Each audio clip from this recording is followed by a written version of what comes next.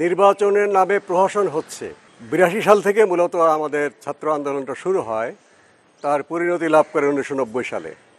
আমাদের ছাত্রদের তো আমাদের ১০ দফা ছিল, সেই ১০ দফাগুলো বিভিন্ন সময় আমরা হালনাগাদ করেছি, কিন্তু মূল সুরটা ছিল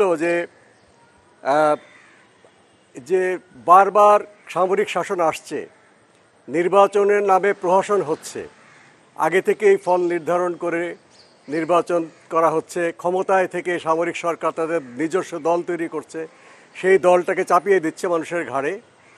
একটা সুষ্ঠু নির্বাচনের মাধ্যমে একটা সুষ্ঠু রাজনৈতিক প্রক্রিয়া শুরু হবে। নির্বাচনে জয়লাভ করে যেই রাজনৈতিক দল ক্ষমতায় আসুক না কেন, যেন ৫ বছর পর পর সেই রাজনৈতিক দলের ভাগ্য নির্ধারণ করা হয় আবার নির্বাচনের মাধ্যমে, এবং গণতন্ত্রটাকে একটা প্রাতিষ্ঠানিক রূপ দেওয়ার যাত্রা শুরু হবে সেটা। আর ছাত্ররা যেহেতু আমরা আন্দোলন করেছি, আমাদের একটা লক্ষ্য ছিল যে একটা বিজ্ঞান ভিত্তিক একই ধরনের শিক্ষা ব্যবস্থা ক্লাস 12 পর্যন্ত, অর্থাৎ শিক্ষার শুরু থেকে শিশু শ্রেণী থেকে শুরু করে একটা পর্যায় পর্যন্ত বিভিন্ন ধারার শিক্ষা না রেখে বাংলা, ইংরেজি, আরবি আমরা একই মাতৃভাষাকে প্রধান করে আমরা বিদেশি ভাষাও থাকবে সেখানে একটা পর্যায় থেকে আমরা একইভাবে গড়ে উঠবো, যেন নিচে থেকেই শ্রেণীভেদটা না হয়। এবং আমাদের সিলেবাসটা হবে বিজ্ঞান ভিত্তিক, আমাদের শিক্ষাদান পদ্ধতি হবে আধুনিক, যেন একটা আধুনিক প্রজন্ম গড়ে তুলতে পারি আমরা। এবং যে যেভাবে উচ্চশিক্ষা করতে চায় তার পথগুলো খোলা রাখতে হবে, সেখানে বৈচিত্র্যময় শিক্ষাটা থাকবে এবং সেটা একটা সার্বজনীন অধিকার হবে। শিক্ষাটা যেন পয়সার বিনিময়ে কেনার কোনো সামগ্রী না হয়। আরও অন্যান্য দাবি ছিল, কিন্তু গণতন্ত্রের জন্য এবং শিক্ষার জন্য একটা মূল দাবি ছিল আমাদের ৯০-এর গণঅভ্যুত্থানের মধ্য দিয়ে আমাদের যে আত্মদান, সেটা ৯০-এর গণঅভ্যুত্থান সফলতার শর্ত ছিল যে ৩টা জোট একটা ঘোষণা এসেছিল, এবং আমি যে কথা বললাম যে সুষ্ঠু নির্বাচনের মাধ্যমে ক্ষমতা হস্তান্তরের প্রক্রিয়াটা শুরু করা, সেটাকে আরও পাকাপোক্ত করা। সেটা প্রথম দিকে শুরুটা ভালোই হয়েছিল, কিন্তু এক পর্যায়ে গিয়ে যারাই নির্বাচনের মাধ্যমে ক্ষমতা এসছে, দুটি প্রধান রাজনৈতিক দল, তারা সেই আগের সামরিক সরকারের মতোই ছলে বলে কৌশলে ক্ষমতা টিকিয়ে রাখবার জন্য তারা নানা রকম ফন্দি ফিকিরের আশ্রয় নিলেন।